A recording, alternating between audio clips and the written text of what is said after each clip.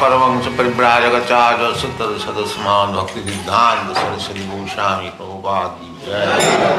आनंद कोटि वैष्णव मिलने की जय। नामाचार्य श्री रविदास ठाकुर की जय। प्रेम से कहो श्री कृष्ण चैतन्य प्रभु नित्यानंद श्री अद्वैत गदाधर शिवासादि गौर भक्तवृंद की जय। श्री राधा कृष्ण गोपिनाथ श्याम कुंद राधा कुंड की जय। वृंदावन धाम की जय। नवद्वीप धाम की जय। गंगा माई की जय। यमुना माई की जय। तुलसी देवी की जय। भक्ति देवी की जय। नववेद भक्तवृंद की जय। और glory All glories to the Ashtanga. All glories to the Ashtanga. Thank you very much.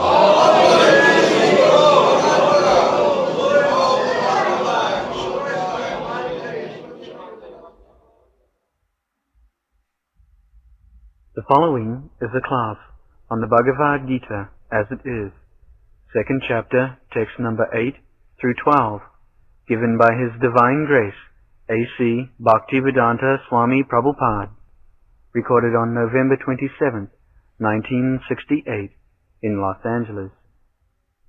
I can find no means to drive away this grief which is drawing up my senses. I will not even be able to destroy it if I win an unrivaled kingdom on the earth, with sovereignty like the demigods in heaven.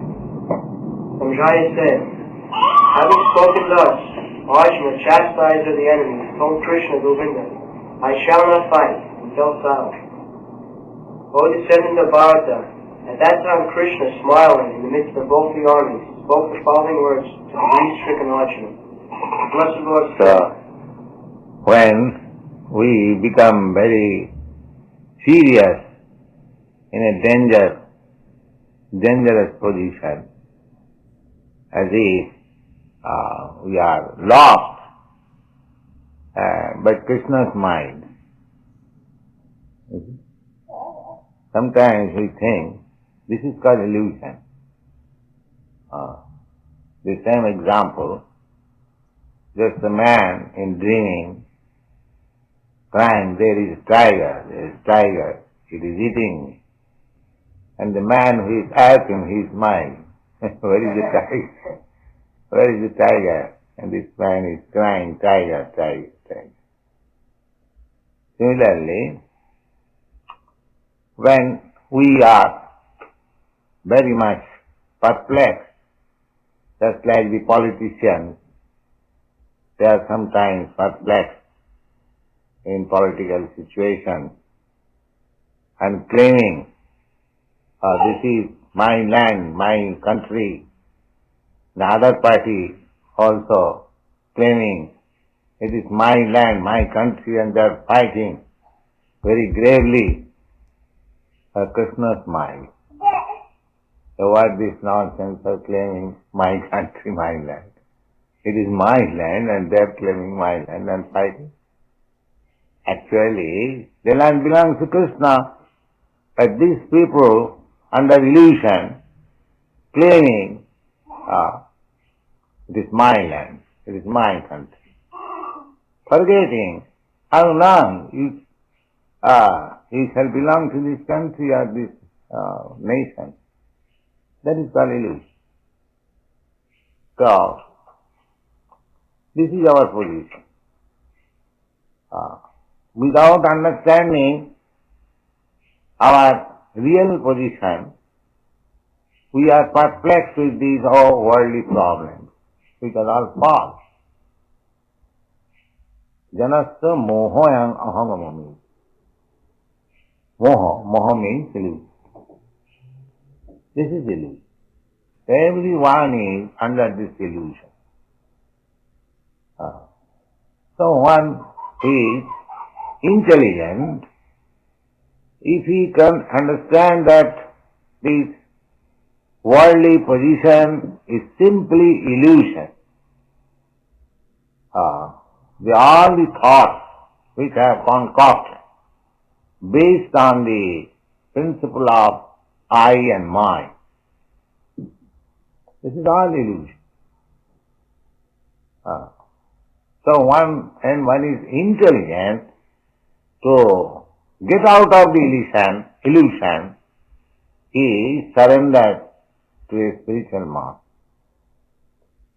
That is being exemplified by Arjuna. When he is too much perplexed, he was talking with Krishna's friend, but he saw that this friendly talking will not solve my question, and he selected Krishna because he knew the value of Krishna. At least he ought to have known his friend, and he knows that Krishna is accepted, although he is acting as my friend, but by great authorities, Krishna is accepted as the Supreme Personality of Godhead. That was known to us. So, he said that I'm so much puzzled that I cannot understand, even accepting that I shall be victorious in this battle.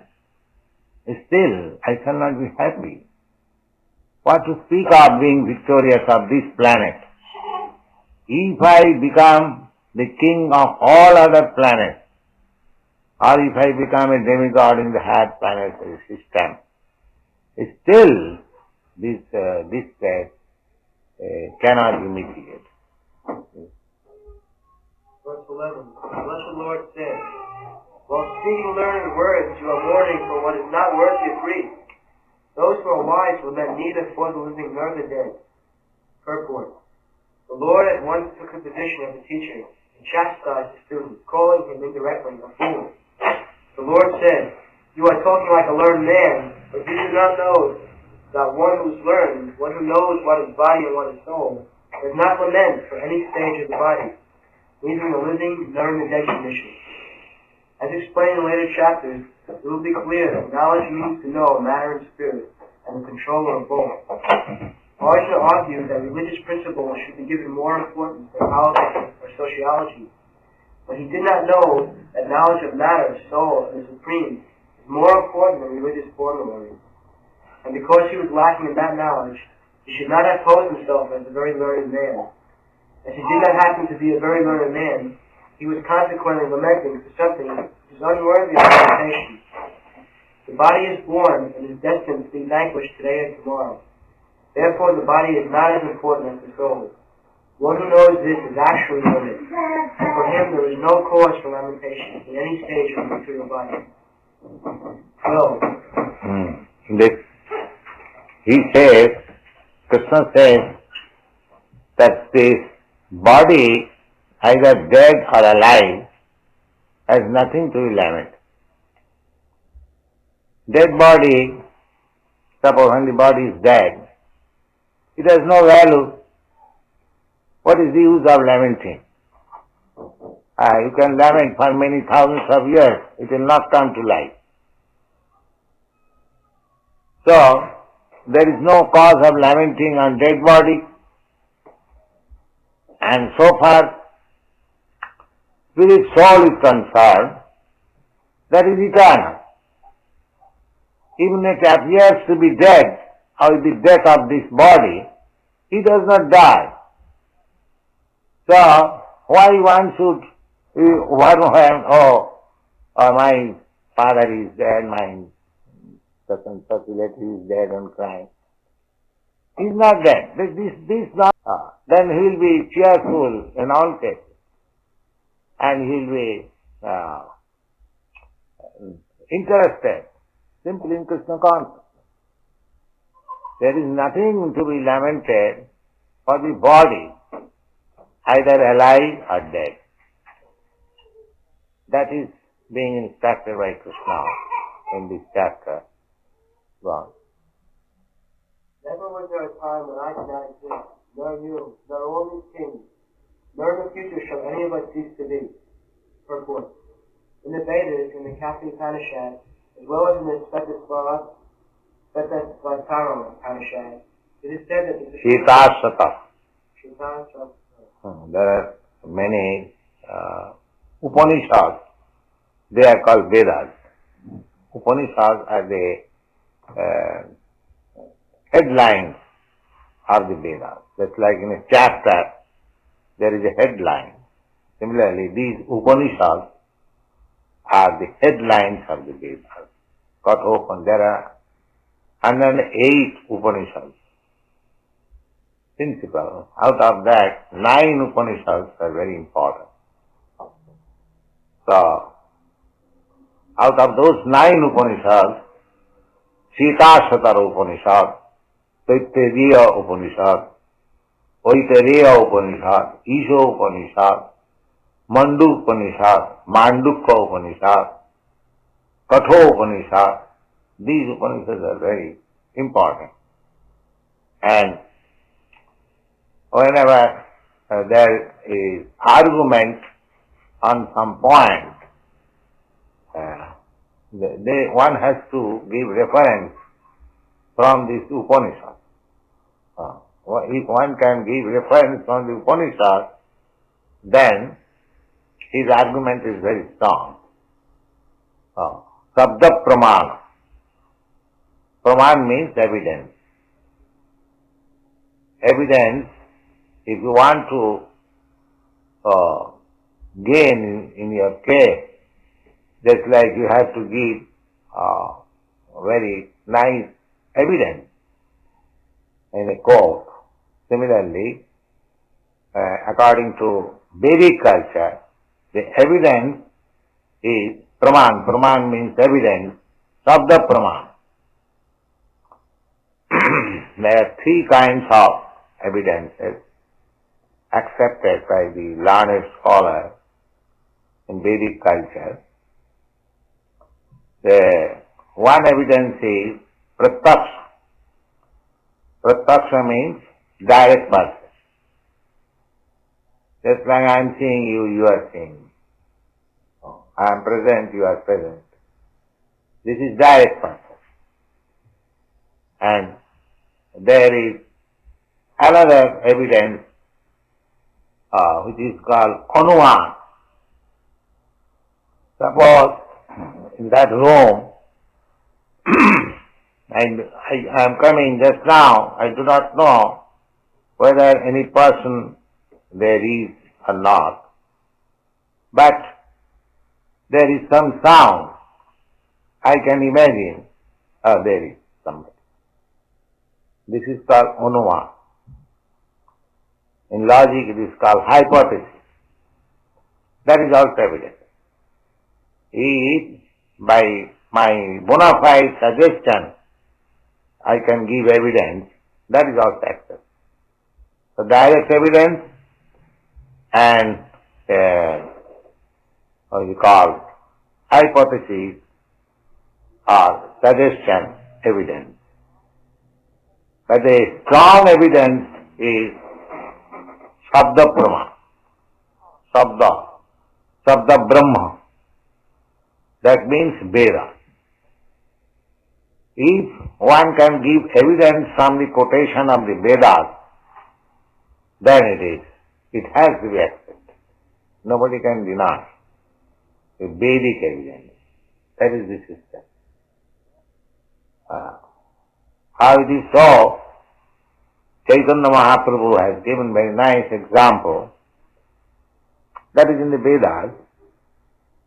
Just like we keep corn cell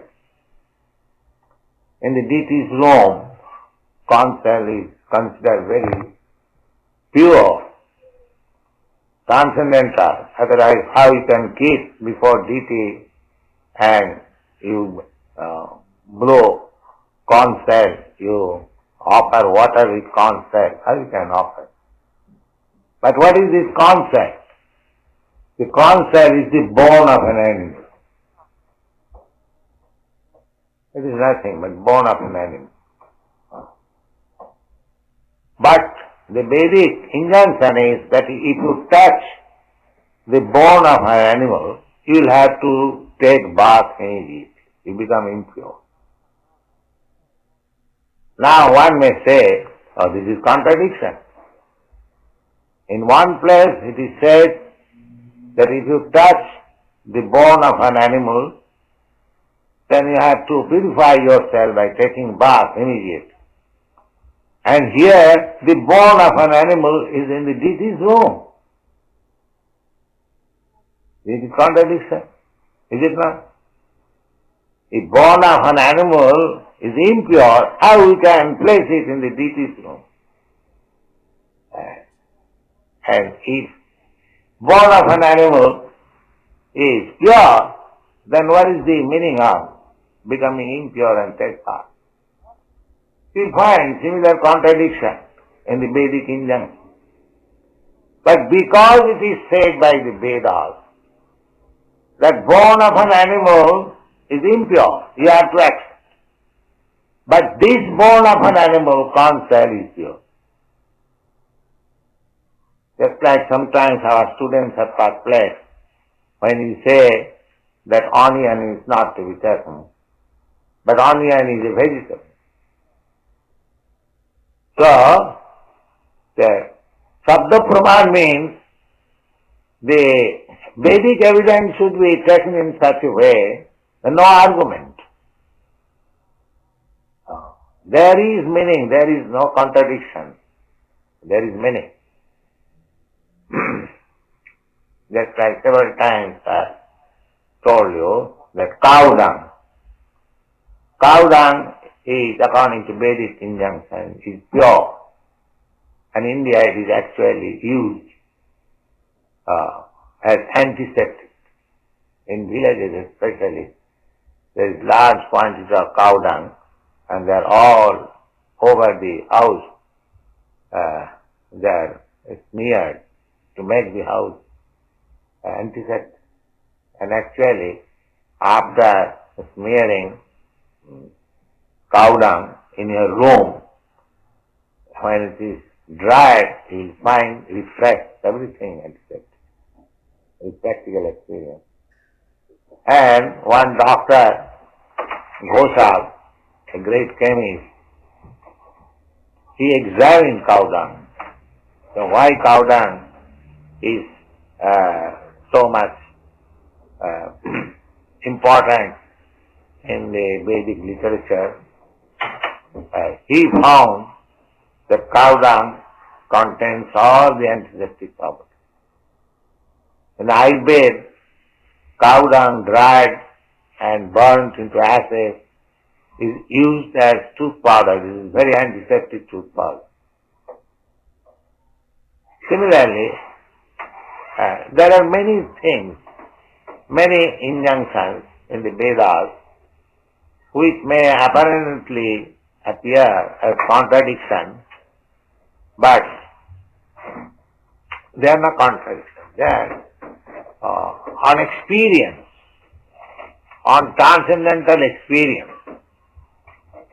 Just like a father says to his child that, my dear child, you take this food. It is very nice. And the child takes, believing the father, authority. The father says,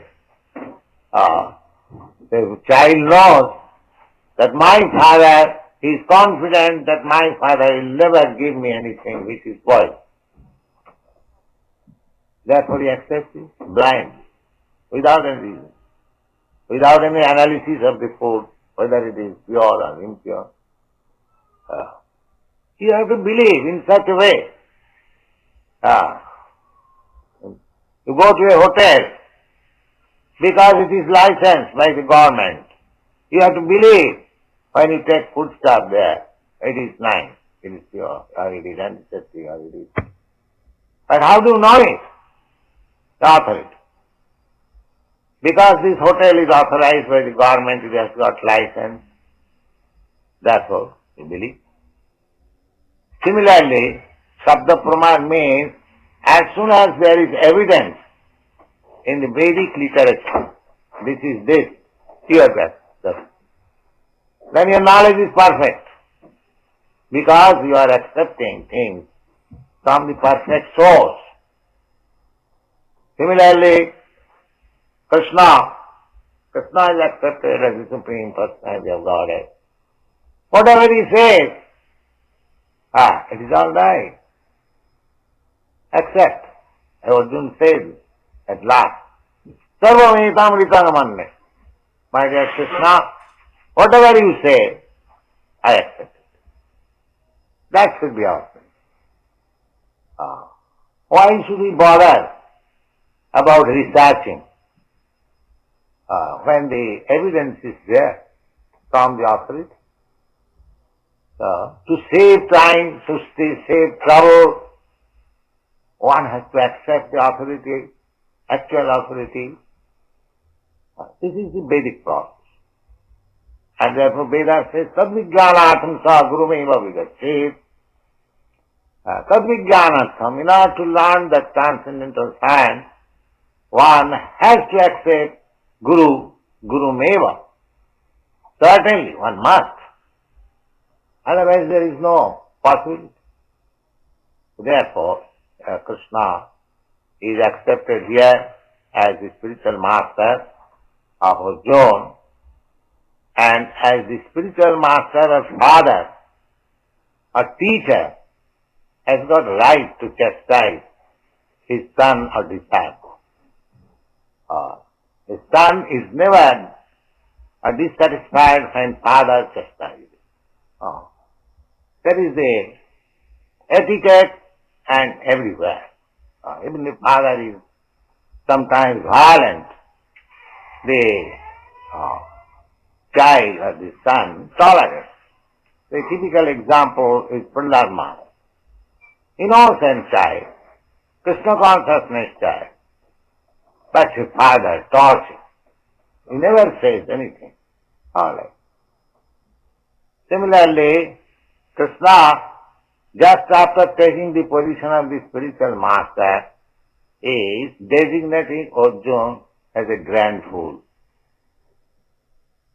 Just like Chaitanya Mahaprabhu also said that my spiritual master found me a great fool.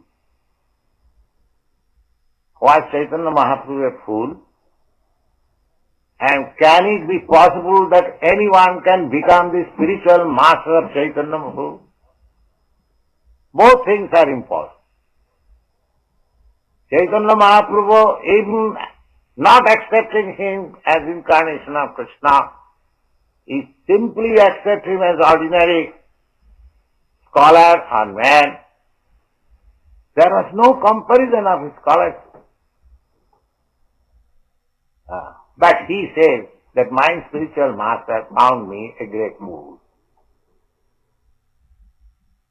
What is that meaning? That a person even in my position always remains a fool before his spiritual master. That is good for him. Nobody should impose that what you know, I know better than you. This position is not denied. And other point is, from the disciple's point of view, why he should remain always a fool before a person that he can teach me as a fool. One should select a spiritual master in that way, and as soon as the spiritual master is selected, one should remain always a fool, although he may not be a fool, but the better position is like that.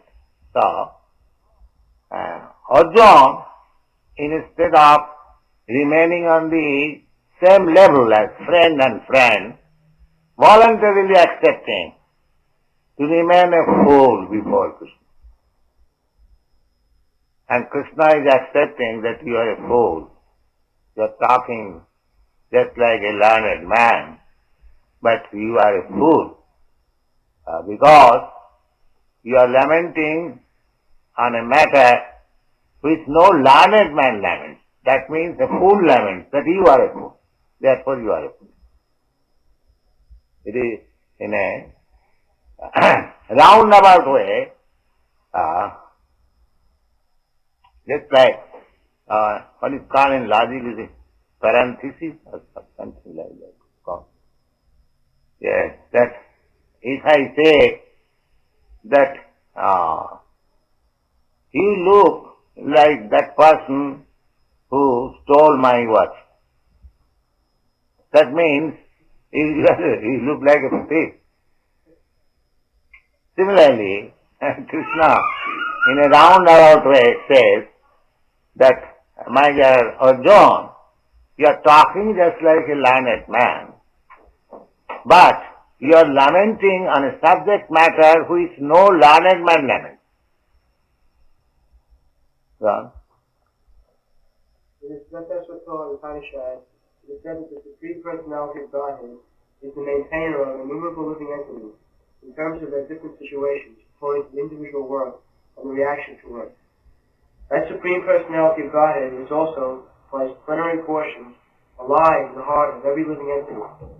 Only family persons who can see, within and without, the same Supreme Personality of Godhead can actually attain to perfect peace eternal.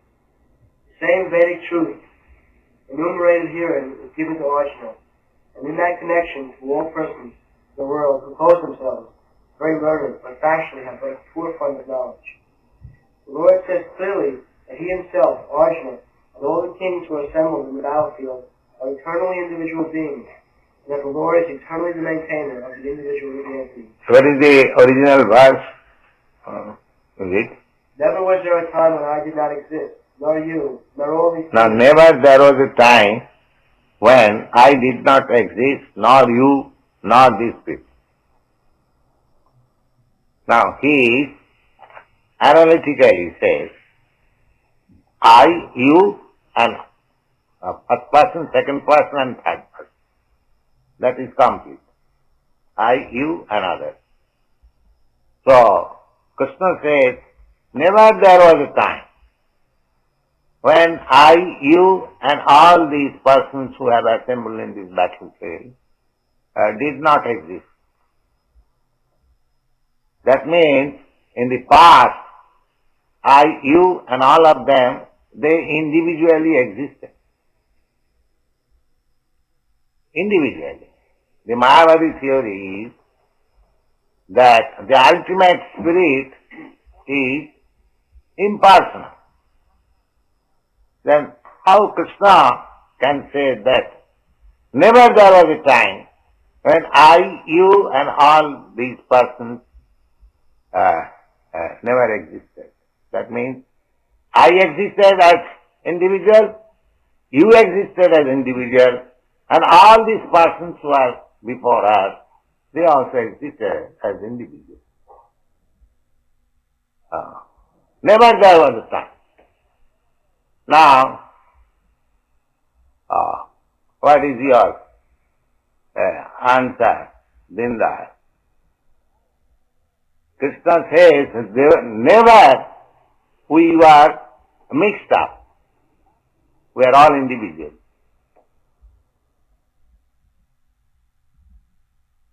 And he said, never we shall remain, never there will be time when we shall not exist. That means in the past we existed as individuals.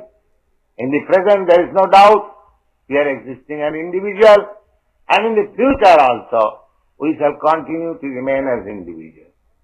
Then when the impersonal conception comes at all, in the past, present, future, there are 3 times. And all the times we are individual. Then when God becomes impersonal, or I become impersonal, you become impersonal. Where is the chance? Now Krishna clearly says, and there was never a time when I, you, and all these individual kings or soldiers, and that there's not that we did not exist in the past.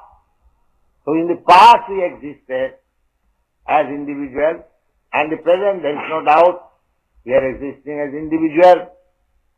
You are my disciple, I am your spiritual master, but you have got his individuality, I have got my individuality. If you don't agree with me, you can leave me. That is your individuality. So, if you don't like Krishna, you cannot become in Krishna consciousness. That is an individuality. So this individuality continues. Similarly, Krishna, if he does not like you, he may refuse you Krishna consciousness. Not that because you are following all the rules and regulations and Krishna is obliged to accept you. No.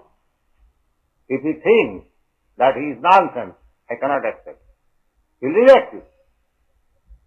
So he has got individuality, you have got individuality, everyone has got individuality. Where is the question of impersonalism come? There is no possibility. And if you don't believe Krishna, You don't believe Vedas? Apart from anything else, Krishna is accepted as supreme authority, the personality of Godhead. Then if you don't believe Him, then where is the possibility of advancing in knowledge? There is no possibility of.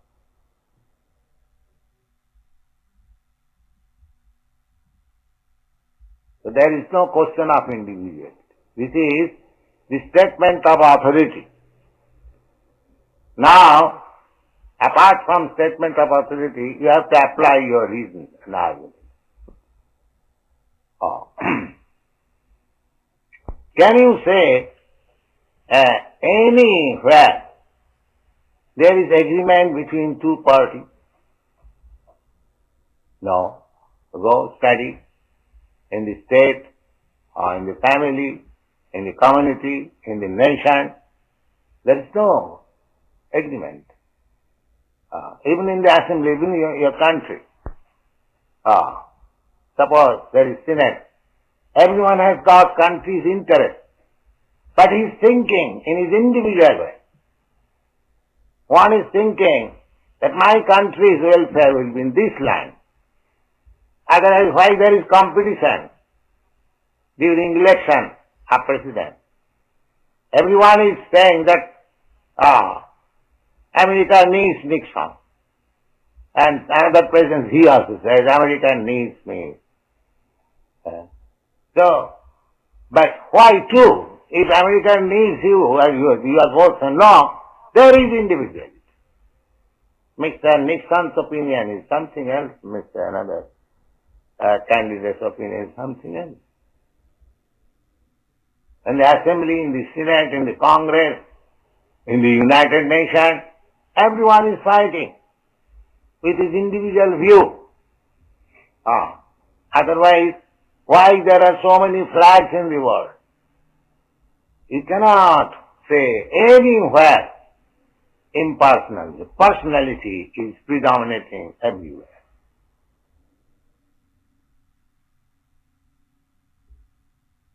Everywhere. The personality, individuality is predominant.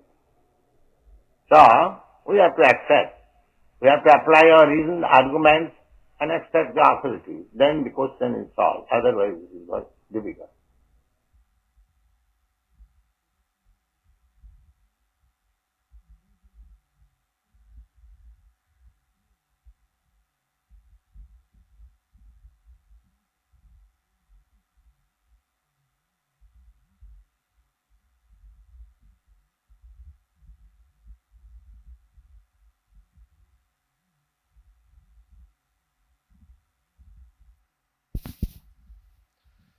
Hare Krishna. So,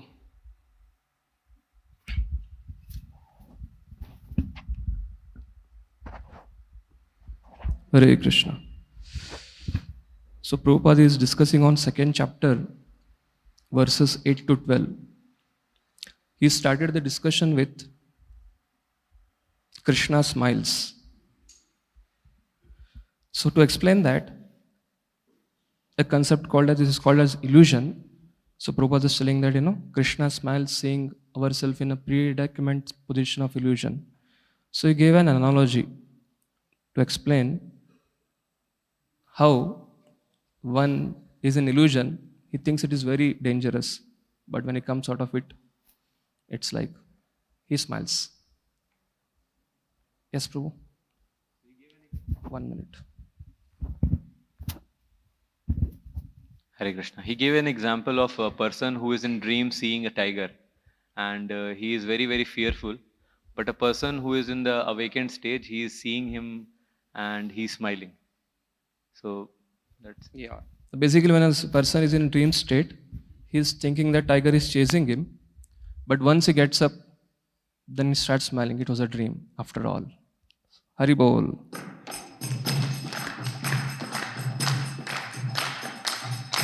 So can somebody tell how in this pretext of Bhagavad Gita, 2nd chapter, 8 to 12th verse, why Krishna is smiling? So Prabhupada connected that analogy to situation here.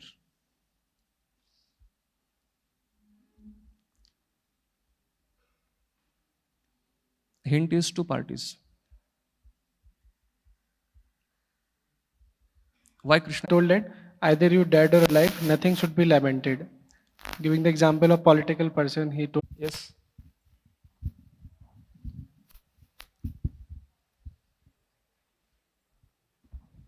Hare Krishna. Prabhupada was giving example that when a person is in dreams, then he's afraid that tiger has come, and he's shouting. But the person who's awake, he knows that there is no tiger. Simply he's shouting because of illusion. Similarly, Krishna also laughs at us, seeing that we are in illusion. So Krishna is saying Pandavas and Kauravas are claiming. Prabhupada writes here, what these nonsense are claiming my country, my land. It is my land and they are claiming my land and fighting. Actually the land belongs to Krishna. But these people are under illusion, claiming it is land, it is my country, forgetting how long he shall belong to this country or this nation. That is called as illusion. So Prabhupada continued next that Arjuna is in a perfect city. Janasya moyoham aham mameti. So it tells, further he goes on, who surrenders to a spiritual master? What is eligibility for surrendering to a spiritual master? Yes, Prabhu.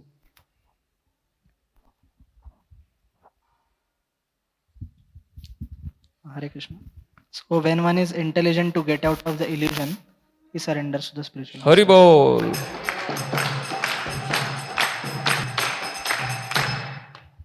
Hare Krishna. So Prabhupada again proceeds ahead to tell about authority. So Krishna and Arjuna are speaking and the friendly talk, there cannot be discussion. But moment Arjuna accepts Krishna as an authority, then he accepts Krishna as Guru. And the thing is mitigated. So after that, Prabhupada says, makes a point,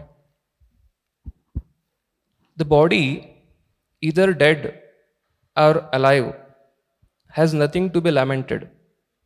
Prabhupada makes this statement. Body, dead or alive, has nothing to be lamented.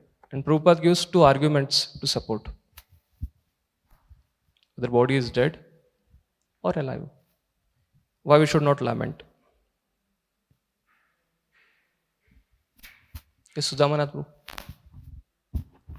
Prabhupada said that once the body is dead, then even if you cry for thousands of years, oh my father is gone, still the body is not going to come back to life. And as far as the living soul is concerned, the living soul is always eternal. It never dies, though we may think that it died. Hari Bol.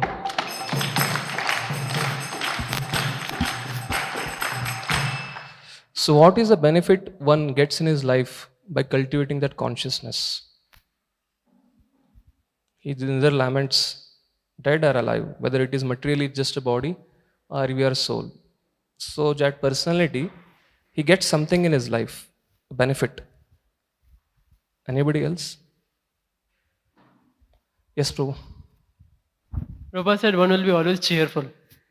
He will be cheerful in all cases and he'll be interested simply in Krishna consciousness. Hari Bol.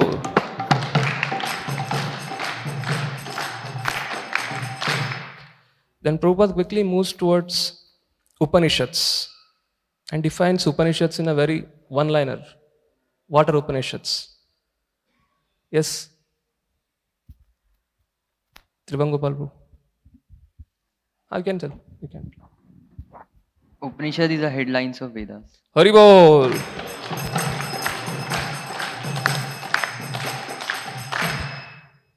Then Prabhupada brings ahead to bring about the importance of Upanishads. Like when you make an argument, there are different arguments in court. You support with evidences. So what is the authority of Upanishad? Prabhupada makes it. Yes, Tribangopal Prabhu. He said Upanishad is Sabda Praman. So whenever there is an argument, if one quotes it, one cannot deny its authority. Yes. So when you give reference from Upanishads, then the argument is very strong because it is Shabda Praman. Then Prabhupada went out to explain three kinds of evidences. Can someone quote three kinds of evidences? Yes, Prabhu. Hare Krishna. So Srila Prabhupada was saying that the three types of evidences, first he says one is Prataksha Praman, that is knowledge received by direct sense perception. Second is Anuman Praman, that's knowledge received by inference. And the third is Shabda Praman, that's knowledge received by higher authority. Hari Bol.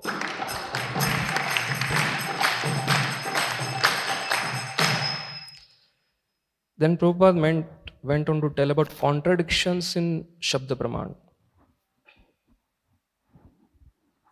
The Vedic evidence, Shabda Praman, means Vedic evidence should be taken in such a way that there is no argument. And he quoted two analogies supporting to it. Yes, Prabhu. Hare Krishna, Prabhupada quoted about the conch shell. Okay. Conch shell is pure and transcendental. But again, it is quoted in the Vedas that if we touch the bone of an animal, it is impure. We need to take bath. Whereas conch shell is also a bone of an animal. It's so that pure. one example. And second example, Prabhupada quoted was onion. We say like we tell people that you should not eat onion, and the devotees get bewildered because it is again a vegetable. Hari Bol.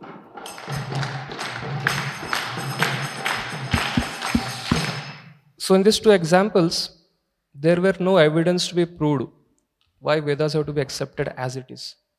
But Prabhupada in the next analogy quotes an analogy where there is evidence of Vedic literature, how Shabda Praman is true. Which is that analogy? Yes, Prabhu, behind. In these cases, bone inside the deity, outside the deity, or onion, there is not much experience, there is not much experimental evidences. But he quotes an analogy which has quoted by a scientist. Yes, Prabhu. Hare Krishna, Prabhuji. So Prabhupada gave an example of cow dung. So Prabhupada was saying that when we like smear cow dung in our home, so we feel refreshed because it has antiseptic properties. And he gave evidence by Dr. Ghosh. So he did some experiments and he found out that the cow dung had some antiseptic properties. So whenever we smear in our homes, so we feel refreshed and relaxed. So cow dung, although it is a stool of an animal, but it is considered pure because it is given in the Vedas. And once it is dried, you can burn it, make it as ashes, and use as we can use powder, as a tooth powder. So that it is antiseptic. Hari Bol.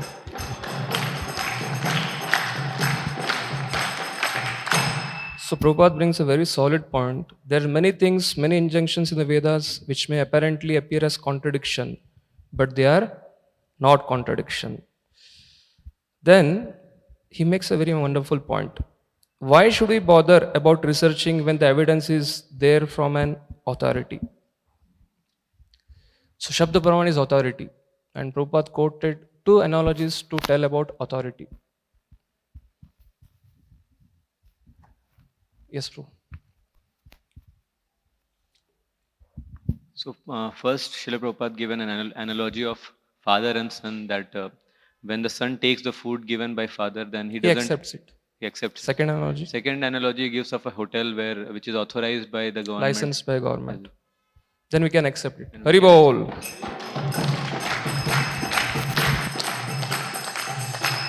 Then Prabhupada gave a very nice point. Why Vedas are authority? We are telling Shabda Praman. But why Shabda Praman is authoritative?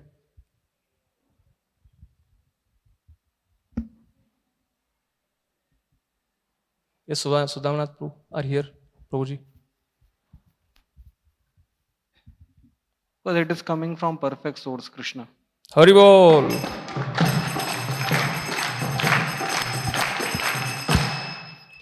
Vedas come from perfect source.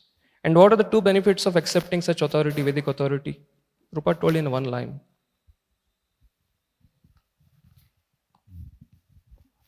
Anybody else? What is the benefit of accepting authority? Yes. Hari Bol.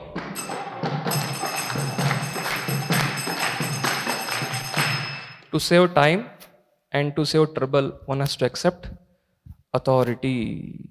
Then Prabhupada ended means we'll end with this question. He quoted something how a disciple should approach a spiritual master.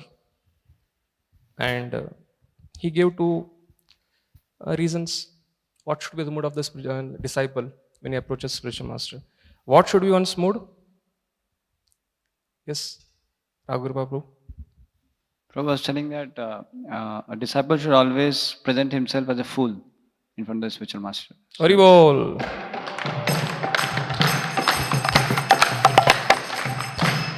And if Chaitanya Mahaprabhu is God or is simply a big orator or is a scholar, Prabhupada quoted 2 reasons why one should act as a fool in front of spiritual master. We'll end with this.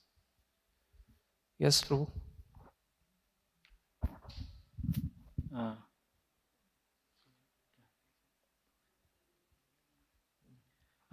His spiritual master acted as a fool. Question is, repeat the question. Prabhupada makes a point here. Even if somebody considers Chaitanya Mahaprabhu is not God, he's simply a big scholar, but he's approaching as a fool in front of his guru is worth it. And he quotes 2 reasons.